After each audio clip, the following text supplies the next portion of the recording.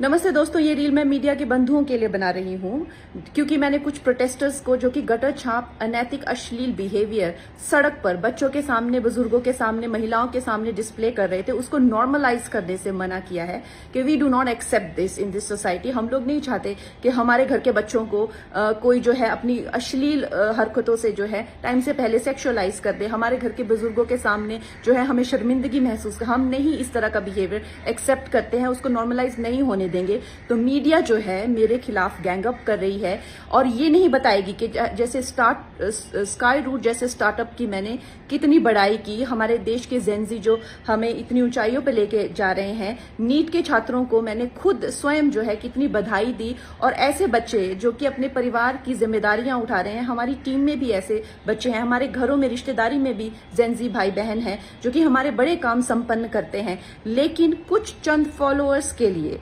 और चंद कमेंट्स के लिए और कुछ लाइक्स के लिए ये मीडिया वाले इतने ज्यादा बिक चुके हैं। और मैं देख रही हूँ कि कुछ फेमिनिस्ट जो हैं वो एंकर्स कह लीजिए या पूरे एक बुलेटिन कर रहे हैं और मुझे सिखा रहे हैं कि Kangana, why should these women have the burden of dignity और डिसिप्लिन। हम लोग मिलेनियल वुमेन पे इतना प्रेशर था to be dignified and to be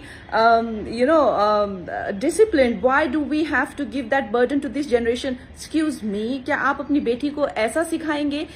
discipline में रहना या मर्यादाओं में रहना कोई चॉइस नहीं है। भौंडा प्रदर्शन तो हर कोई करना चाहेगा, लेकिन अगर आपको समाज में रहना है और संविधान के हिसाब से आपको चलना पड़ेगा, जिसका मतलब है कि आपकी आजादी वहां खत्म हो जाती है जहां मेरे नाक और कान शुरू होते हैं। तो आप भौंडे बनकर सिर्फ अपने कमरे में रह सकते हैं। बाहर आकर आप मेरे आराध्य, चाहे आपको मेरे माता पिता के लिए कोई सेंटिमेंट ना हो, मेरे घर के बच्चों के लिए कोई आपको भावना ना हो, उसका मतलब ये नहीं है कि आप उनको सड़क पर सेक्सुअल गालियां देंगे, उनके मान को हानि करेंगे। मेरे आराध्य, मेरे भगवान हो, चाहे मेरे नेता हो, प्रधानमंत्री जी से जो है लोग उनको एग्जाम बडी कहते हैं बच्चे, उनके साथ में कितने लोगों की भावनाएं, कोई उनको लीडर मानता है, कोई उनको दोस्त मानता है, कोई उनको परिवारजन मानता है, कोई उनको भगवान मानता है। उसी तरह से आप किसी की फीलिंग्स हर्ट नहीं कर सकते हैं। ये कोई कूल बनना नहीं है, ये एक बेसिक सिविक सेंस है और अगर आपको ये नहीं आती है तो आपको सीखना पड़ेगा।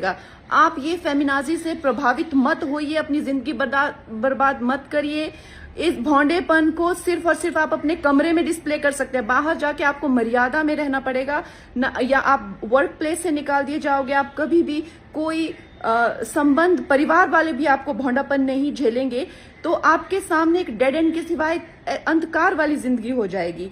वैसे अगर देखा जाए तो साइंस भी कहती है कि ह्यूमन लाइफ का जो पर्पस है वो एवोल्यूशन है, और शास्त्र भी कहते हैं कि आप पुरुषोत्तम जो सर्वश्रेष्ठ है पुरुषों में, उस एवोल्यूशन की तरफ जाइए। लेकिन ये फेमिनाजी आपको सिखा रही है कि आप एनिमलिस्टिक जाइए और आप अपने गले में ऐसा, मतलब आपके गले में पट्टा डाल रहे हैं कि आप एनिमल बनिए, आप एनिमल टेंडेंसीज जो है वो डिस्प्ले कीजिए और बिल्कुल आउट ऑफ कंट्रोल हो जाए, भौंडे हो जाए, ताकि आप जेल में पहुंचे। आपको डिसाइड करना है कि आपको कौन अच्छे से गाइड कर रहा है और कौन आपको सही दिशा बता रहा है। मैं यही कहूंगी जो मैंने अपने बड़ों से सीखा है और जिन्होंने मुझे गुरुओं ने जो मुझे ज्ञान दिया है वो यही है कि ये हमें जो जीवन मिला है वो इवॉल्व होने के लिए मिला है, रिग्रेस होने के लिए नहीं मिला है एनिमलिस्टिक टेंडेंसीज में। सो आप प्लीज इवॉल्व होइए और सबको गुरु पूर्णिमा की बहुत शुभकामनाएं।